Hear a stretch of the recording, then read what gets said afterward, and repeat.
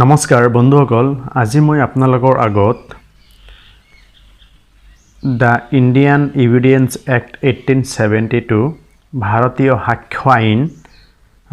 ইয়াৰ বিষয়ে মই আপোনালোকক দুই এটামান কথা ক'বলৈ ওলাইছোঁ। ইয়াত মই সেকশন 129 বিষয়ে ক'ম, সেকশন 134 বিষয়ে ক'ম, সেকশন 133 বিষয়ে ক'ম আৰু সেকশন 119 ইয়াত এটা ইণ্টাৰেষ্টিং ফেক্টছ আছে। কলা আৰু ববা মানুহে কেনেকৈ সাক্ষী দিব পাৰে সেই বিষয়ে মই আপোনালোকক আজি ডিটেইলছ মই ক'বলৈ ওলাইছোঁ। আশা কৰোঁ আপোনালোকে ভিডিঅ'টো ভালকৈ চাব। বন্ধুসকল, ব্ৰিটিছসকলে যেতিয়া ভাৰতবৰ্ষত শাসন কৰিছিল, সিহঁতে ব্ৰিটিছসকলৰ কিছুমান আইন কানুন ইয়াতে প্ৰয়োগ কৰিছিল আৰু ইংলিছ ল অফ ইভিডেন্স, এই আইনখন ইংলিছ ল অফ ইভিডেন্স, এই আইনখন ভাৰতৰ ক্ষেত্ৰত সিমান সুইটেবল নাছিল, যাৰ বাবে ব্ৰিটিছসকলে ভাবিলে যে ভাৰতবৰ্ষৰ বাবে এখন নতুন আইন এখন প্ৰণয়ন কৰিব লাগে, ভাৰতীয় সাক্ষ্য আইন, যাৰ কাৰণে 1872ত সিহঁতে আইন এখন প্ৰণয়ন কৰিলে। সেই আইনটো তাৰপিছত ভাৰতবৰ্ষৰ বাবে প্ৰযোজ্য কৰা হ'ল আৰু আইনখন আপনাৰ came into force first day of September 1872 এই তাৰিখৰ পৰা ভাৰতীয় সাক্ষ্য আইন ভাৰতত প্ৰযোজ্য হৈ থাকিল। এই টপিকসটো খুবেই ইম্পৰ্টেণ্ট। এই কোশ্চেনটো আপোনাৰ আসাম জুডিচিয়েল সাৰ্ভিস এক্সাম অথবা বাৰ কাউন্সিল এক্সাম বা যিকোনো ধৰণৰ কম্পিটিটিভ এক্সামত আহিব পাৰে যে ভাৰতীয় সাক্ষ্য আইন কেতিয়াৰ পৰা ভাৰতবৰ্ষত বলবৎ হৈ আছে। এনসাৰ হ'ব ফাৰ্ষ্ট ডে অফ সেপ্টেম্বৰ 1872। তাৰপিছত ইণ্ডিয়ান এভিডেন্স এক্টখন applicable whole over India except Jammu and Kashmir, Jammu আৰু কাশ্মীৰ বাদে ভাৰতবৰ্ষৰ সকলো ৰাজ্যতেই এই আইনখন প্ৰযোজ্য হৈ আছে। ইয়াত মই ক'বলৈ ওলাইছোঁ সেকশন 129 নিযুক্তি অধিবক্তাৰ সৈতে গোপনীয়তাৰ যোগাযোগ। দেখা গৈছে যে আসামীসকলৰ লগত ইংগেজড এডভোকেট বা নিযুক্তি অধিবক্তাৰ লগত বহুতো গোপনীয় কথাবোৰ আলাপ আলোচনা হৈ থাকে। গতিকে সেই অভিযুক্ত ব্যক্তি আৰু অধিবক্তাৰ লগত কেনেকুৱা ধৰণৰ গোপনীয় কথাবোৰ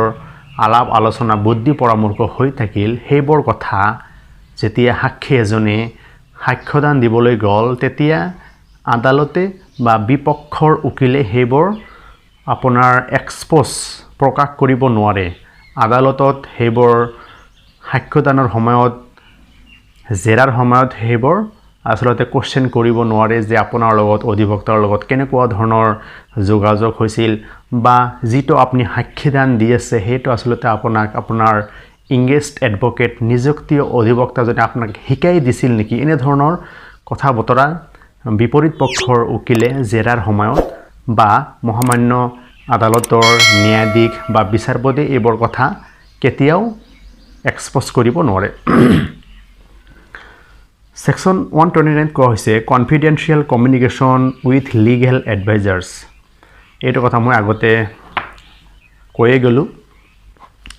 নো ওৱান কম্পেল টু ডিছক্ল'জ, এইবোৰ কোনেও আপোনাক প্ৰকাশ কৰিব নোৱাৰিব বা আপোনাক বাধ্য কৰাব নোৱাৰিব টু দ্য কোৰ্ট, আদালতত। তাৰপিছত কনফিডেন্সিয়েল কমিউনিকেশ্যন গোপনীয় যোগাযোগ between him and legal adviser, এইবোৰ কথা মই অলপ আগতে কৈ গৈছোঁ। তাৰপিছত আহিছোঁ সেকশন 134। ইয়াত কৈ হৈছে নাম্বাৰ অফ উইটনেছ, কেইটা আচলতে সাক্ষী লাগে। দেখা গৈছে যে আইন আদালতত বা গোচৰ মকৰ্দমাত অধিবক্তাসকলে বা লিগেল এডভাইজাৰসকলে সাক্ষী দিয়ে যে আপুনি কেইটামান সাক্ষী আনিব লাগে। কেতিয়াবা ফৰিয়াদী ব্যক্তি বা যিবিলাক মানুহে গোচৰ মকৰ্দমা কৰিবলৈ আহে যে আচলতে কেইটা আমি সাক্ষী দিব লাগে। ভাৰতীয় সাক্ষ্য আইনত নাম্বাৰ অফ উইটনেছৰ বিষয়ে উল্লেখ নাই। আপুনি কেইটা সাক্ষী দিব সেইটো আপোনাৰ ওপৰত কথা, যিহেতু বাৰ্ডেনটো আপোনাৰ ওপৰতেই এপ্লিকেবল হয়। গতিকে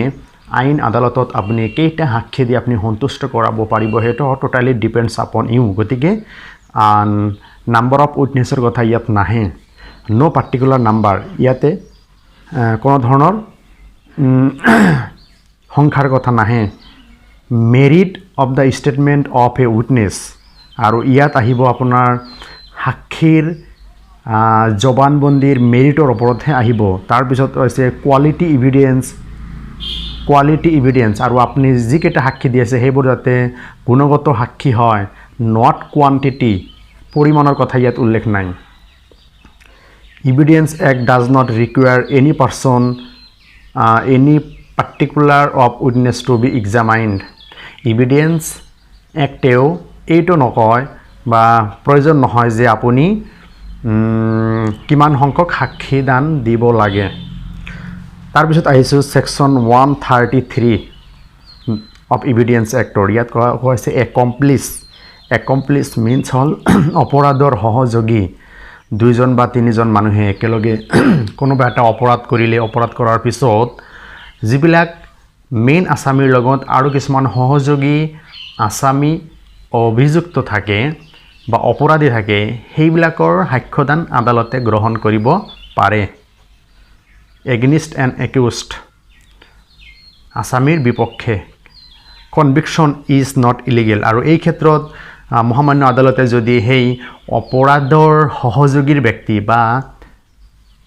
মেইন আসামীৰ লগত সংযুক্ত হৈ থকা আৰু আসামীবিলাকৰ ওপৰত যিবিলাক কনভিকশ্যন দিয়ে শাস্তিদান দিয়ে সেইটো ইলিগেল নহয় বুলি কোৱা হৈছে তাৰপিছত আহিছোঁ last section 119 of evidence act 1872 ইয়াত কোৱা হৈছে কলা আৰু ববা মানুহৰ সাক্ষী কিছুমান মানুহে দেখা গৈছে যে কাণেৰে নুশুনে বা মুখেৰে কথা ক'ব নোৱাৰে সেইবিলাকৰ সাক্ষ্যদানেও আদালতে গ্ৰহণ কৰিব পাৰে কিন্তু ইয়াত কিছুমান নিয়ম আছে সেই নিয়মটো হ'ল যে দেখা গ'ল যে মানুহজনে কথা ক'ব নোৱাৰে বা ববা মানুহ যদি আদালতত সাক্ষী দিবলৈ গৈছে আৰু সেই সাক্ষীজন ভেৰি ইম্পৰ্টেণ্ট সেই গোচৰটোৰ বাবে তেতিয়াহ'লে ন্যায়াধীশজনে আগতে চাই ল'ব লাগিব যে মানুহজন আচলতে কথা ক'ব পাৰে নে নাই তেখেতে শপত মানে কেনেকৈ ল'ব বা ইশাৰা ইংগিত বা অংগী ভংগীৰে তেখেতে শপত লোৱাৰ কেপাচিটি আছে নেকি এনেকুৱা চাই তাৰপিছত সেই মানুহজনৰ সাক্ষী অপেন কোৰ্টত হ'ব লাগিব আৰু সম্পূৰ্ণ সিস্টেমটো ভিডিঅ'গ্ৰাফ কৰিব লাগিব ৰেকৰ্ডিং কৰিব লাগিব এনেকুৱা ধৰণৰ নিয়ম ইণ্ডিয়ান এভিডেন্স এক্ট 1872 উল্লেখ কৰা আছে লগতে এজন ইণ্টাৰপ্ৰিয়েটৰ লাগিব সেই ইণ্টাৰপ্ৰিয়েটৰজনে আচলতে সেই ববা মানুহজনে কি সাক্ষ্যদান দিলে বা কি কথা ক'ব বিচাৰিছে সেইবোৰ কথা ন্যায়াধীশ বা জাজক বুজাই দিয়াৰ কেপাচিটি থাকিবৰ অৰ্থে এজন তৃতীয় পক্ষৰ নিৰপেক্ষ এজন ইণ্টাৰপ্ৰিয়েটৰ বা ব্যাখ্যাকাৰী ব্যক্তি থাকিব লাগিব সেই ব্যাখ্যাকাৰীৰ ব্যক্তিৰ জৰিয়তে ন্যায়াধীশজনে ববা মানুহৰ ইশাৰা ইংগিতৰ দ্বাৰা কি কথা ক'বলৈ বিচাৰিছে সেইবোৰ মহামান্য ন্যায়াধীশ বা জাজ বা মেজিষ্ট্ৰেটজনে সেইবোৰ সাক্ষীত লিপিবদ্ধ কৰিব দেখা গ'ল যে সেকশন 119 অফ এভিডেন্স এক্টত কলা আৰু ববা মানুহৰ সাক্ষী লোৱাৰ প্ৰভিজন আছে আশা কৰোঁ আপোনালোকে ভিডিঅ'টো সকলোৰে ভাল লাগিব আৰু এইটো ভিডিঅ' সকলোৱে চাব যিবিলাক ল'ৰা ছোৱালীয়ে ছাত্ৰ ছাত্ৰীয়ে আসাম জুডিচিয়েল সাৰ্ভিস পৰীক্ষা দিবলৈ ওলাইছে দিব বিচাৰিছে অথবা আপোনাৰ কম্পিটিটিভ এক্সাম বাৰ কাউন্সিলৰ এক্সাম ইত্যাদি যিবোৰ পৰীক্ষা দিবলৈ ওলাইছে সকলোৰ কাৰণে এই ভিডিঅ'টো খুবেই ইম্পৰ্টেণ্ট ধন্যবাদ জয় আই অসম